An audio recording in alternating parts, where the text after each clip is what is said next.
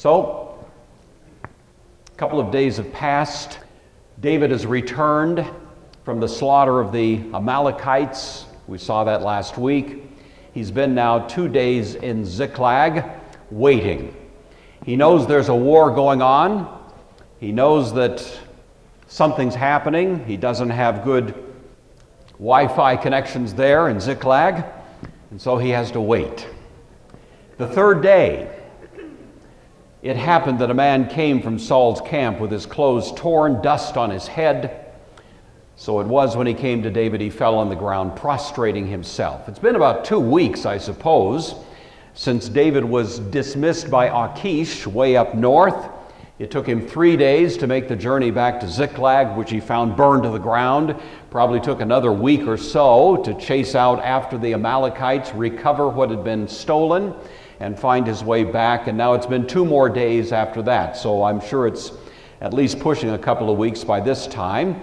2 days have passed, and now on the third day, this fellow shows up, and we hear that he has at least conventional signs of grief. Torn clothes, dust on his head. I suspect that David already was somewhat suspicious of this character, that he might be a looter. They were common in the ancient world as they're common these days.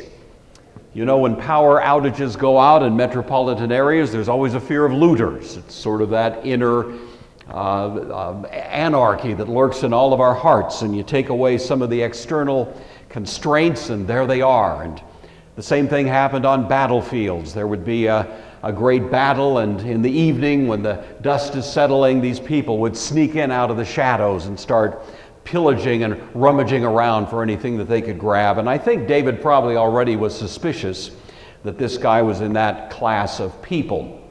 But he also knew that David was at least the heir apparent to the throne in Israel, and so he treats him with respect. He bows to the earth before him, and David begins to interrogate him. Where did you come from?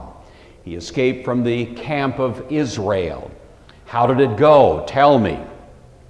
And of course, the bad news, the people have fled in battle. Many are fallen. Saul and Jonathan are dead also. So David said to the young man who told him, "How do you know that Saul and Jonathan, his son, are dead?"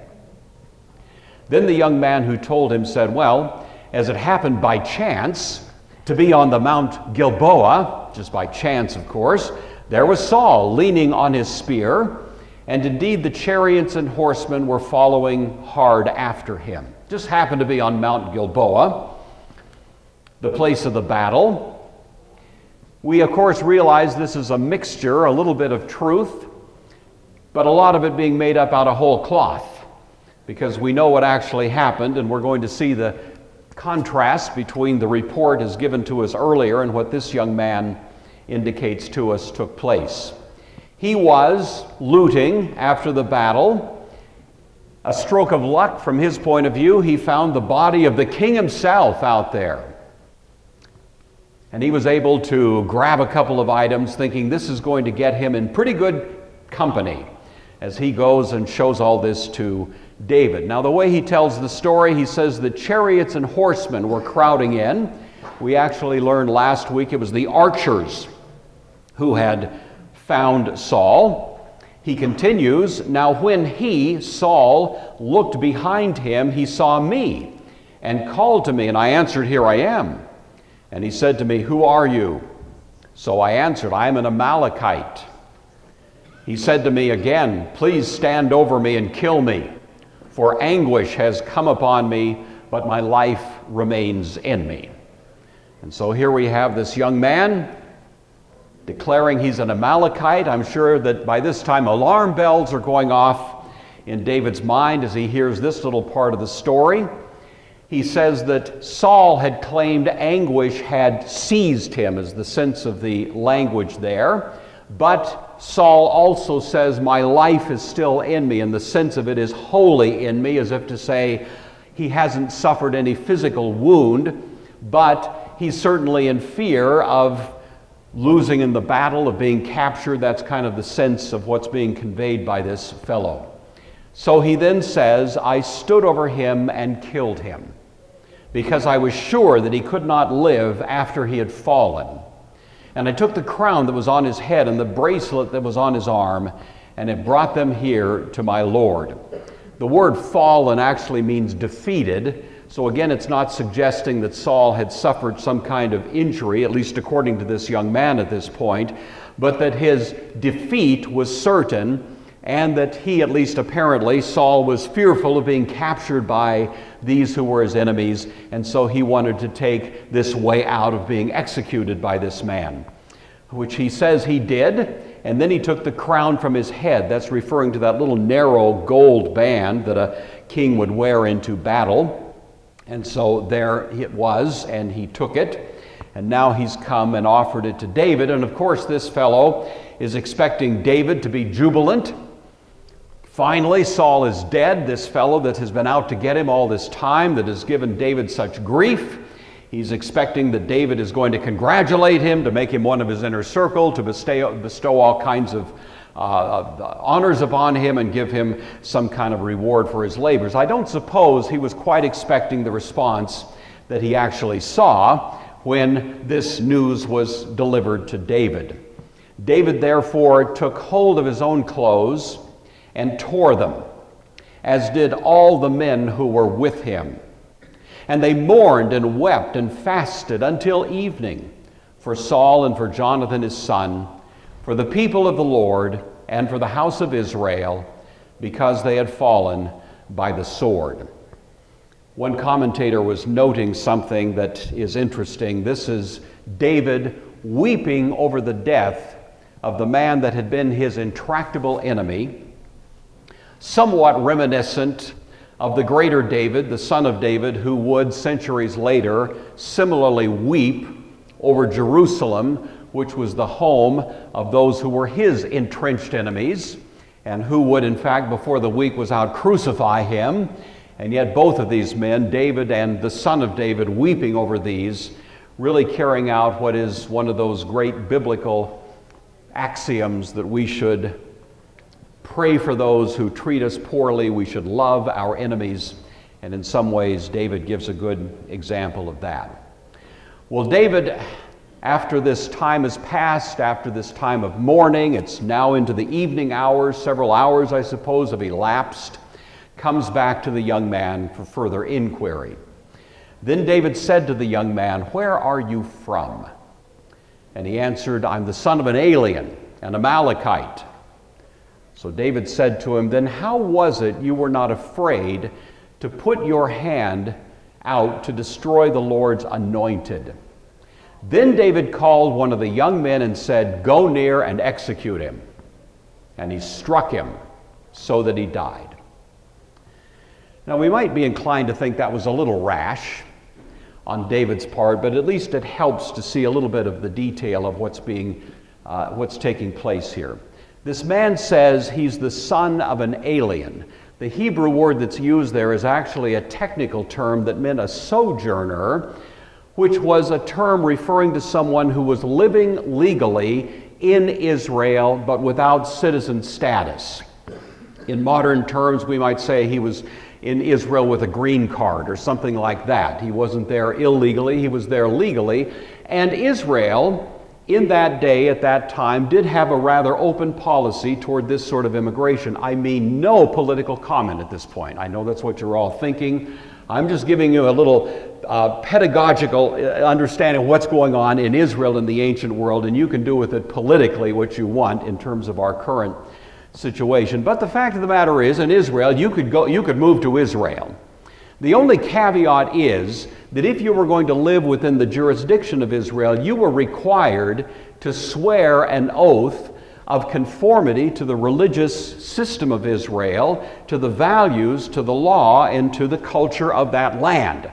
And if you were prepared to swear that oath, then you could live there freely, and you could participate in the culture. And in fact, there are plenty of laws in the law of Moses that provide for the care of the stranger among you. We see a lot of that, and so certainly we see something of that here. So that means that if this man was in fact a sojourner, as he claims, then he would have sworn such an oath, and that puts him in a somewhat different situation than someone who would have been an outright enemy, let's say, of the Israelites at that moment. It might have turned out the same for him either way, but this at least becomes the logic that David pursues.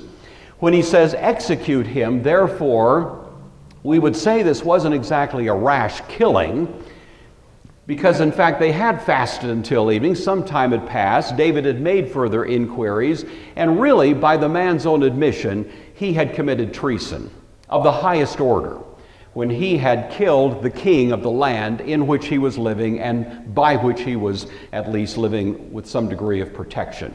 And so on that basis, David, I think, felt justified in making this decision. I'll leave to you what you think of it, but at least at this point, that, I think, is David's reasoning as he makes this decision. David says to him as he dies, your blood is on your own head, for your own mouth has testified against you, saying, I have killed the Lord's anointed. A commentator on this, I thought, had an interesting perspective. He said, you might assume that what the Amalekite was saying was true. We doubt it, but just allowing for the benefit of the conversation, maybe he's giving an accurate report, and the earlier report was inaccurate. Then he makes this observation, quote, although it is doubtful that the Amalekite was being truthful, there is a rather striking irony to the whole thing, given that Saul's fall from grace was triggered by his failure to take out the Amalekites, one of whom now steps in to take his life. That is, quote, be sure your sins will find you out with a vengeance, you know. On the other hand, if the Amalekite is making this up, if it's not accurate, then you have a different perspective. And he says, on the other hand, if this was a fiction from the Amalekite, then his sins found him out. For he misjudged the character of a man like David, who was loyal both to his king and to his God. The Amalekite may stand for the proposition announced by Jesus, offenses must come, but woe to those by whom they come. So either way, it's an interesting moment in the life of David. Then David lamented with this lamentation over Saul and over Jonathan his son. And he told them to teach the children of Judah the song of the bow. Indeed, it is written in the book of Jasher.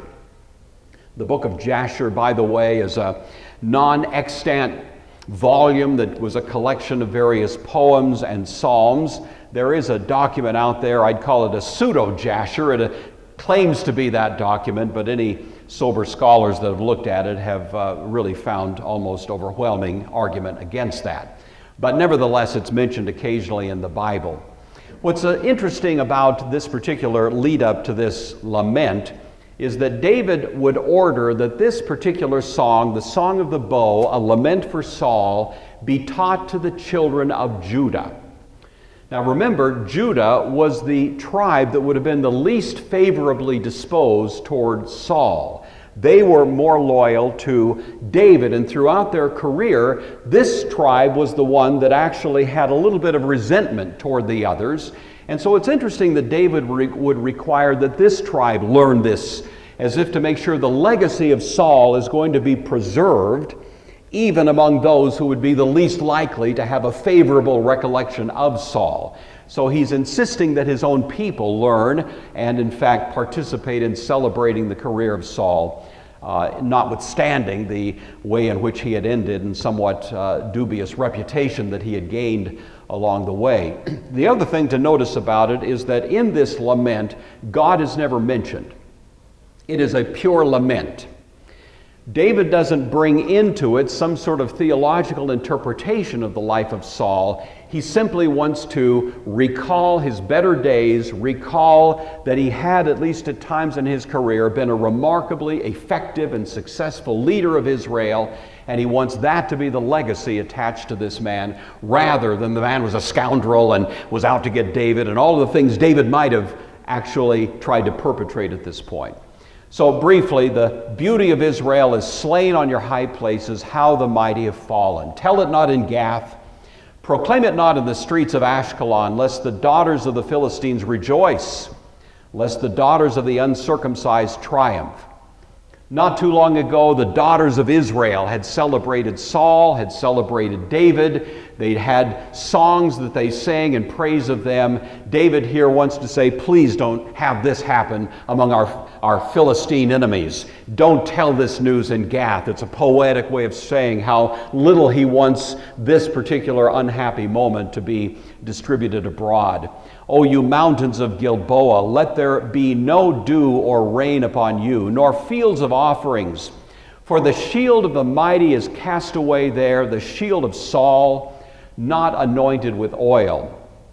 Typically, warriors would go into battle with a shield and a sword. And at the end of the day, if they survived, their sword would be bloody and their shield would be covered with mud and blood and all of the effects of having been engaged in war all day long. And then the surviving soldiers would go back home and they'd take the shield and they'd repair it and they'd wash it and they'd clean it and they'd anoint it with oil in anticipation of fighting another day, you see. And in this case, David is lamenting that this shield is never going to be brought back. It's never going to be anointed with oil because it's being left out there on the Mount of Gilboa. For the blood of the slain from the fat of the mountain, the bow of Jonathan did not turn back, and the sword of Saul did not return empty. These men had been in their day great leaders in Israel. Saul had gone into a dark place toward the end, but there was a memory of better times in connection with his reign.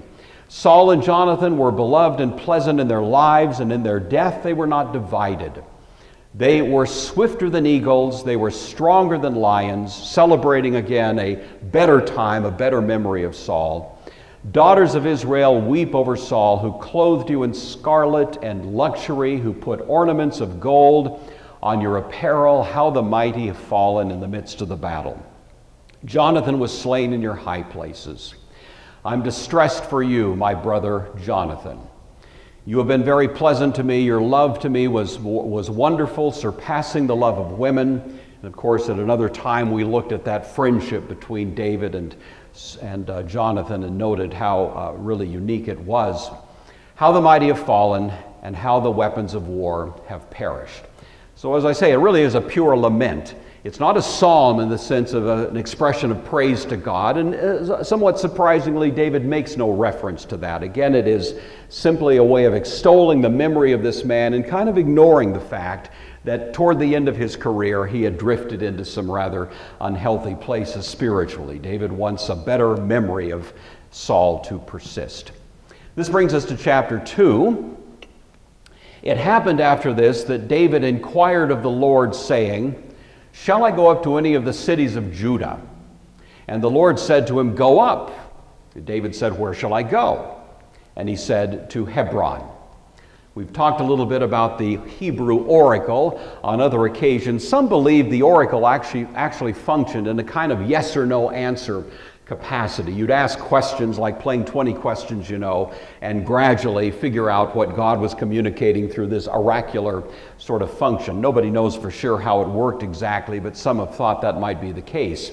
If that is the case, then it means that David probably came to this inquiring of the Lord with an idea in his mind already formed that he should go back to Judah, that he should go back to Hebron, which would be more or less at the heart of that region and where he would probably receive a favorable reception. But David now, to his credit, doesn't just sally off into that particular venture, but he inquires of the Lord. And so, even though he has a thought in his mind of what probably the prudent thing is to do, he's going to test it before he acts on it. One commentator was noting concerning that, the determination of God's will, that is, the right thing to do, will come most easily to the mind that is ready to do it, whatever it is. This is the upshot of Romans 12, 1 and 2. That we should be prepared to surrender ourselves, offer ourselves as a sacrifice to God, and then we will be able to prove, that is, think clearly about what is the will of God. If I want to know the will of God in my life just so I can consider it as an option, then I'm probably never going to have a very clear view of it. Because God doesn't want us to just be kind of considering Him as one of several sources of a plan for my life. But if I'm prepared to say to God, look, whatever it is, even though it's sight unseen at this point, I'm going to do it. You say it, I do it. And so we've made our commitment before we even know what it looks like. that's when the will of God, the good and acceptable and perfect will of God for our lives, will become much more clear in our understanding of what God is calling us to. And that's really what he's saying here. David had an idea, but he wasn't prepared to act on it unless he first tested it. He continues, at the same time, common sense has a role. Hebron made sense in the context, but David checks his horse sense against the mind of God before making a decision. It's good counsel. It was a good example from David of how we should all be approaching decisions in our own lives. Hebron was part of Judah. It's about 30 miles from where he was located in Ziklag. It had originally been separate, part of Caleb's territory, but was eventually incorporated into the region of Judah. It's somewhere a little bit south of Jerusalem, as you can see there. And so that's where David goes. Back to his homeland, back to Judah. We're glad to have him back home. We haven't been real comfortable with him out there in the world of the Philistines, so this we'll take as a good development. So David went up, and his two wives also, Ahinoam the Jezreelitess, and Abigail, the widow of Nabal the Carmelite. And David brought up the men who were with him, every man with his household, and so they dwelt in the cities of Hebron. The word translated cities is actually citadel, and it implies that Hebron was the de facto capital of a fairly good-sized region, and all of that was, of course, necessary for pasturage and for otherwise accommodating this pretty good-sized group of people who were traveling with David at this point. Sometime later, we don't know how much time elapsed, apparently not a whole lot of time, but the men of Judah came, and there they anointed David king over the house of Judah, David's own tribe, anointing him. And they told David, saying, the men of Jabesh-Gilead were the ones who buried Saul. This is now David's second anointing. The first one at the hands of Samuel when he was just a boy was more or less a secret thing. It was private. Not many people knew the true meaning of it. Now, of course, for the first time we have a public anointing of David, which was the standard way of more or less acknowledging this one to be the one who is going to be in this leadership role. So that takes place at this time. This is the house of Judah. This is the house, the tribe in Judah, most likely to support David and most loyal to him. The rest of Israel is going to remain, or at least by the nature of the general tenor of things, would remain more aligned to Saul, more loyal to Saul. And so it presents a little bit of a difficulty that David's going to have to unravel as he goes along. You might wonder how come the Philistines weren't objecting to this. What's this business about anointing a new king, especially David, who was supposed to have been, fighting for Achish there. The likelihood is that at least at the beginning, David wasn't trying to pick a fight with anybody, and he probably maintained a kind of external loyalty to Achish, what may in fact even have included paying tribute to Achish for a time, and on that basis he could hang on to Ziklag. And he could also avoid precipitating any crises, between this newly anointed king on the one hand and the Philistines on the other. And so at least at this point, that doesn't appear to have been a major difficulty. So the other part of the story here is interesting. He was told that the men of Jabesh-Gilead had retrieved the body of Saul and given it a proper burial. Jabesh-Gilead is politically way out on the other end of the spectrum compared to Judah. They are the ones that would be the most hostile to David, you see, because Saul had been their champion, he had been their hero, he was the one to whom they felt they had an abiding loyalty, and so now David is realizing that these people, who are going to be the least likely to really rally to him, are the ones who had treated Saul so well in his death. And so David sent messengers to the men of Jabesh-Gilead and said to them, "You are blessed of the Lord, for you have shown this kindness to your lord to Saul and have buried him." So David is now in the business of bridge building. The people of Judah would naturally support David. The people of Jabesh-Gilead not so much, you see. And so he sends off a word of congratulation and warm expression of appreciation to them, telling them that they are blessed of the Lord. he's wanting to counter any impression they might have that David actually hated Saul, and that David was happy to be rid of him. He wants to get rid of that because he wants, of course, to have some kind of favorable reception among these people. Here we find David now becoming even more politic in the way that he communicates with these people. Now may the Lord show kindness and truth to you. I also will repay you this kindness, because you've done this thing. Now therefore let your hands be strengthened and be valiant, for your master Saul is dead, and also the house of Judah has anointed me king over them. Now you can kind of see where David's going with this, He uses the word kindness. The heart of the word is a kindness born of loyalty. Loyalty is very much a part of it. We don't have a good English word that really conveys the idea. He's recognizing and indeed congratulating them for the loyalty that they've shown to Saul. That was a good thing. And now he is arguing that they should have the same loyalty, a kind of valiant loyalty to David, and cast in their support to David as well. So this is kind of a long shot, but he wants to at least reach out to these folks in the hopes that he might actually be able to build a bridge to them. And of course he points out to them that the house of Judah has anointed him the king, and it's really an invitation to the people of Jabesh Gilead now that they will also join. And if he can get both Judah and Jabesh Gilead, he'd probably get everybody else in between, you see. So this is really a little bit of politicking on David's part, but what are you going to do in a situation like that? And so he's taking his best shot, and it might have worked. David was recognized as a great leader, and even though there were some who had mixed feelings about him, this might have worked except for one character whose name was Abner. But Abner, the son of Ner, commander of Saul's army, took Ishbosheth, the son of Saul, and brought him over to Mahanaim. Abner was an experienced, hardcore, long-standing commander, supreme commander of the armies that served under Saul. We've run into his name before. He was the guy who, in the ordinary course of events, if there was one unified Israel, probably would have inherited that position under David. He was an older man, had a great deal of experience, and had a fair amount of success in that capacity.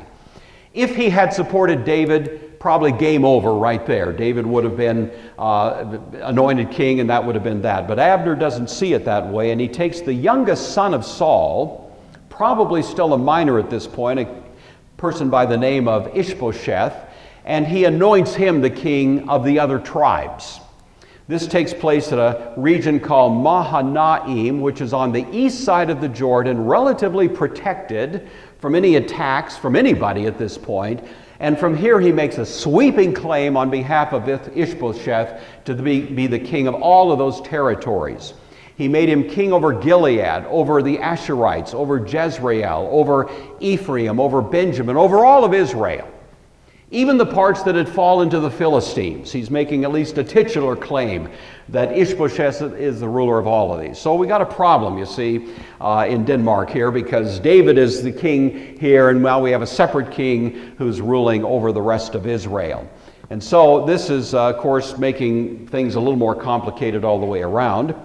Ishbosheth was probably a minor. It's almost universally understood. There was a textual error in the Hebrew which says he was 40 years old when he began to reign. He was probably more like in his late teens or maybe early 20s when he began to reign. He reigned only 2 years. Only the house of Judah followed David. And the time that David was king in Hebron over the house of Judah was 7 years and 6 months. As I say, the 40 years old is almost universally taken as something that messed up in the conveyance of the Hebrew text there. As it turns out, Ishbosheth was assassinated early on. We'll see that next week. And so we have the 2 years that he's ruling before he dies, then 5 more years when you have this ongoing conflict between David and the other tribes. So David is supported only by his own tribe now, the house of Judah. I'm skipping by the rest of chapter 2. You can read it. It's an interesting story. It really represents the first skirmish between the men serving under Abner and the men serving under Joab. Joab is the nephew of David. He's a much younger man. He's also been experienced in military conquests, and he's the one who would probably, in the ordinary course, become David's commander of the military, but for Abner, you see. So Joab has designs, ambitions. Abner is the one kind of standing in his way. But the two of them, Abner the older one, Joab the younger one, gather, and they kind of have an initial skirmish. It's a kind of an odd situation. 12 guys from each side go out and bloody each other to death, and literally, I think all or most of them wind up dead as a result of this initial skirmish. It's a way of kind of inspiring yourself to war, to have this kind of game going on. So anyway, you can read it there. As it turns out, however, Abner, seeing that things are not going to go so well, actually retreats and begins taking off, running away from this site, chased by the brother of Joab, whose name is Asahel. He's very fast, faster than Abner. Abner's probably 30 years older, and so Asahel, the younger man, is chasing Abner, the older man. Now, Abner is older, but he's also highly experienced in hand-to-hand combat, and this was really not going to be a contest. And so Abner turns around at a certain point, probably when Asahel's about 100 yards away, and says, "Hey, man, I don't want to kill you. Why don't you just go home? Let's call it a day. We'll have another chance to meet sometime." And Asahel won't hear of it. So here he's coming, head full of steam, runs right up, and Abner just makes short work of him. So that's that, end of Asahel. Joab, of course, that's his brother that's just died. And from that point on, there is a kind of bitterness in Joab that is never going to end well in connection with his view of Abner. And so it becomes a kind of blood feud between these two guys, fueled not only by the fact that Abner killed his brother, but by the fact that he's also, in a sense, angling to be the commander of David's armies, and for whatever other reasons as well. Joab does not like Abner, and that becomes a very ticklish problem, of course, before this is all done for David. So that, in any event, is that incident that's described there at the end of chapter 2. This first little skirmish ends in a kind of temporary truce. And that brings us to chapter 3. Now there was a long war between the house of Saul and the house of David. But David grew stronger and stronger, and the house of Saul grew weaker and weaker. This is describing that entire 7-year period, although we're mostly focused right now this morning on the first 2 of those years. So it's a little bit of a broad view, but more of a focus on the early part of it. So the 5 years that extend beyond these first 2 were without Abner and without Ishbosheth. It was just simply the ongoing struggle, as it were, over these years. Israel is gradually losing its cohesiveness, disintegrating. It's increasingly wanting to be united behind some single person, especially because the Philistines are continuing to be a threat. And so you can kind of understand that as things go on, David is becoming stronger, mostly because Israel's becoming weaker, David is becoming stronger on the face of it, but one commentator raised some serious questions about how strong he was becoming in reality.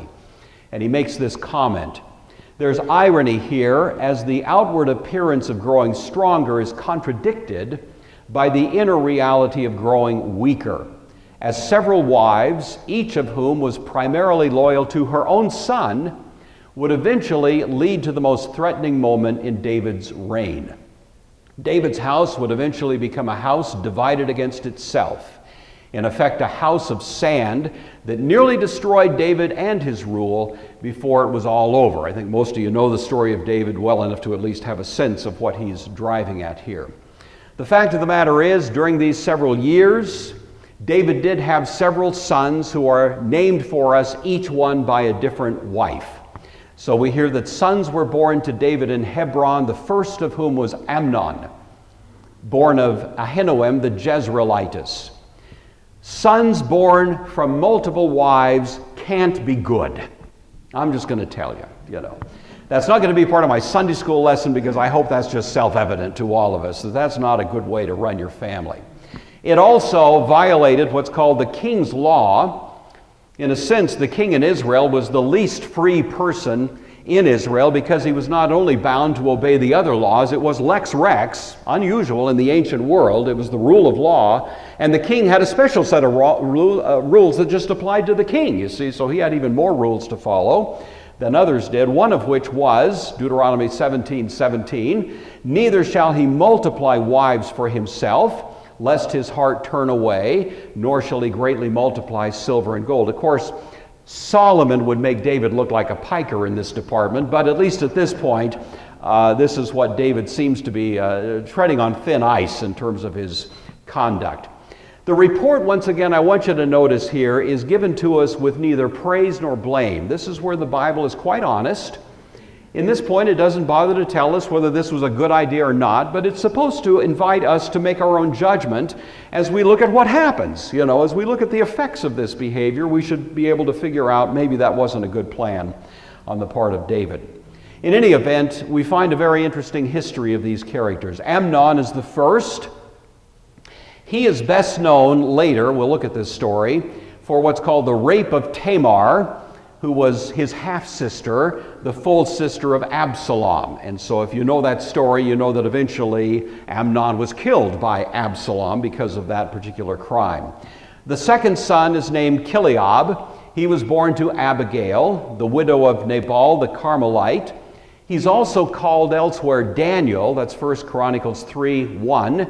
He appears, at least the best guess is, to have died young. So we have Amnon who was killed, Kileab who dies rather young and doesn't become a significant player in the events. The third son is Absalom, who's mentioned here.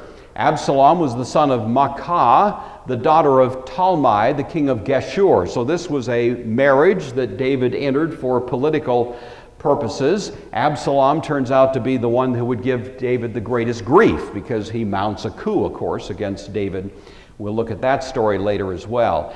The land of Geshur was a small kingdom to the north of the Sea of Galilee, and what happened that David entered that alliance, we don't know. The next son mentioned is Adonijah, but notice now, Absalom is also one who winds up dead after the coup. So the first three sons are dead. And as the story unfolds, we have Adonijah. Adonijah would become the firstborn son when the first three are off the scene. He made a play for the throne toward the end of David's life, at the very last days of his life, even though the throne had been promised to Solomon. And as a result of that, he's put to death eventually by Solomon early in his reign. So now four sons, you see, have come to kind of a bad end here. Shephatiah, we don't know much about him. We don't know much about his mother.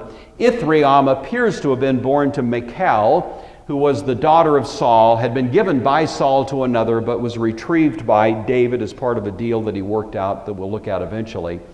And so all of these were born to him. My point in highlighting all of this is simply to say this is a messy picture, you know. And the way it all played out does suggest that maybe even though David appeared to be getting stronger, there were some fault lines running through the strength of his family that had to be reckoned with. I'm skipping now to verse 17. Abner, I'll fill in what happened in the intervening verses in a moment. Now Abner had communicated with the elders of Israel, saying, in time past you were seeking for David to be king over you. This is toward the end of this first 2 years now. Verses 6 through 16 seem to describe Abner beginning to smell the coffee, realizing that Ishbosheth, on the one hand, is not going to be the kind of king that will really rally a great, strong kind of leadership, and David really is.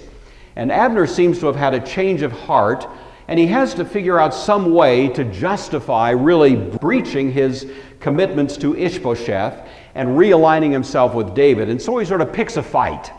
And if you read the text, you'll see the details of that. I won't bother with you right now. But anyway, it does seem to be a kind of pretext that's cooked up by Abner in which he can now justify taking his allegiance along with all of those who would follow him and putting them in front of David. And so he appeals to all of Israel saying, hey, you guys, you all know that for a long time you thought David would be a pretty decent king, and maybe now's the time that we should actually face the music and make an action on that regard. So then do it, he says. For the Lord has spoken of David, saying, by the hand of my servant David I will save my people Israel from the hand of the Philistines and from the hand of all their enemies. So it's a call to action by Abner addressing all of Israel that has been more or less indisposed, you might say, toward David, and really encouraging them, indeed over-encouraging them, giving them kind of prophetic stuff that here is a little more than anything we've ever heard up to this point. Really rallying, trying to engender a fair amount of support for this particular idea. Abner also spoke in the hearing of Benjamin. Then Abner also went to speak in the hearing of David in Hebron, all that seemed good to Israel and to the whole house of Benjamin. The mention of Benjamin is important because Benjamin was Saul's tribe, and so the politics of it were again representing a tribe that would be indisposed toward David. Jabesh-Gilead tended to be a Benjamite region, and it was also Abner's tribe. And so Abner wants to get these people, the most recalcitrant, you see, to join in this appeal that he's making. He seems to have gotten something of a sufficient vote of confidence here that he now goes to David in a position to offer basically the rule of all of Israel to him. This is after the end of the first 2 years. So Abner and the 20 men with him came to David at Hebron. And David made a feast for Abner and the men who were with him. Abner said to David, I will arise and go and gather all Israel to my lord the king, that they may make a covenant with you, and that you may reign over all that your heart desires. So David sent Abner away, and he went in peace. So far, so good. So here's Abner. He's offering the rest of the country to David. He seems to have support from the leadership in those tribes. It looks like it's going to be a done deal. David is happy for this development. He gives him a feast, sends him away. There's a preliminary contract that's entered, a covenant to this effect. Some terms need to be spelled out, to wit, what happens to Ishbosheth. He's supposed to be the king up there, and now he's left twisting in the wind. We never know, because he'll be assassinated before this is all over, as will Abner. But at this point, this at least looks like, on the face of it, it's going to be going well for David. At that moment, as Abner's heading off, away, here comes Joab, who had been conveniently out of town at the moment. And he came from the raid and brought much spoil. And Abner was not with David in Hebron, for he had sent him away and he'd gone in peace. Now, we have to triangulate a little bit of what's going on, but it seems pretty clear that what David did in order to not have any problems when Abner shows up was sent Joab on a little pretext of an excursion of his own. He wants him away from the situation because he doesn't want any fights to break out at this point. He knows that Joab has it in for Abner. And rather than getting ahead of the situation, this is David probably being a little less smart in his political strategies than he should have been. And so David is probably here more or less postponing a problem that he should have been dealing with up front. There had to be a resolution to this. He doesn't inquire of the Lord. He doesn't seek he just is kind of maneuvering. That's the feeling you get, and it doesn't turn out very well. And we see evidence of that in the way Joab responds when he shows up. Then Joab and all the troops that were with him had come. It was told to Joab, saying, Abner, the son of Ner, came to the king, and he sent him away, and he's gone in peace. Then Joab came to the king and said, what have you done? Look, Abner came to you. Why did you send him away? He's gone. Don't you know that Abner, the son of Ner, came to trick you? To know your movements, going out, coming in, and to know all that you're doing. Now, Abner has all kinds of stuff going on. He's afraid that Abner's going to displace him. I think that's clear. He's angry because his brother was killed by Abner a couple of years earlier. He's suspicious of Abner's motives. Joab is not at this point being driven by any very virtuous interests. But at this point, he's a soldier and he's a man of action, and he's putting his finger on David's chest and trying to inquire just what's going on here. He gives the most plausible explanation to David. Abner came to deceive you. And the problem David has is he can't really dispute it because David has just deceived Joab. David has just sent Joab out of town, and so it's not like he can take the moral high ground here. And so he himself is a little bit at loose ends. And so Joab makes this accusation. When Joab had gone from David's presence, he sent messengers after Abner, brought him back from the well of Sirah, and David didn't know it. Probably sending messengers in David's name. The well of Sirah is only about 2.5 miles north.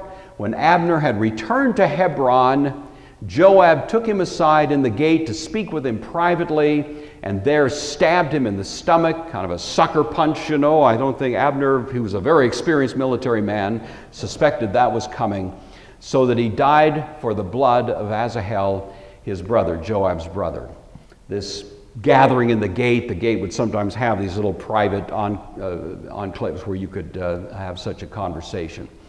Joab claims at this point to be acting as the avenger of blood, which was a function in the Old Testament law of Moses you may be familiar with. The fact of the matter is, when Abner killed Asahel, he was acting in self-defense. This really wasn't a legitimate action on Joab's part.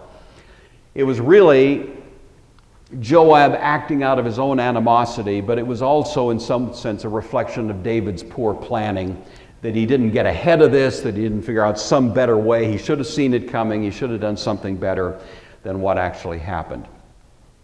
David goes apoplectic when he hears about this. He says, "My kingdom and are guiltless before the Lord forever for the blood of Abner, the son of Ner." And he pronounces this incredible imprecation. "Let it all rest on the head of Joab, on his father's house. Let there never fail to be in the house of Joab one who has a discharge, or is a leper, or lays on a staff, or falls by the sword, or lacks bread." I mean, this is a sweeping condemnation on steroids, and this is not a sensible David acting here. This is just blowing off, you see, rage. And David was capable of that. He had a little bit of the hothead in him. You know, when Amnon raped his half-sister Tamar, we hear that David was extremely angry, and he did nothing.